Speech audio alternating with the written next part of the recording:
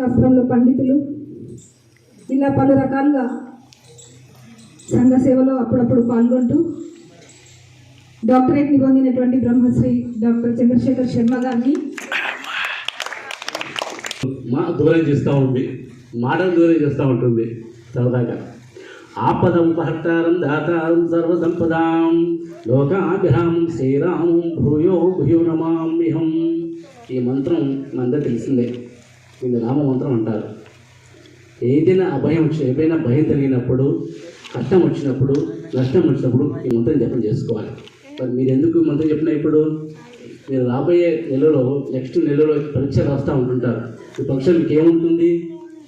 మీకు భయం ఉంటుంది. భయం పోవాలంటే ఏం చేయాలి? ఇప్పటి నుంచే ధైర్యంగా ఉండాలి. మీరు ఏం చేయాలి? ఇప్పుడు రోజు కూడా మీ అధ్యాపకులు చెప్పింది బాగా ప్రాక్టీస్ చేస్తూ ఉంటే ఖచ్చితంగా మంచి మొదలు తెచ్చుకుంటారు, గొప్ప వాళ్ళు అవుతుంది. ఇలా చూస్తున్నాం కదా, సమాజంలో గొప్ప పేరు రావాలంటే, తల్లిదండ్రులకు మంచి పేరు రావాలంటే ఎక్కడ స్టార్ట్ అవుతుంది? మీ నుంచే స్టార్ట్ అవుతుంది.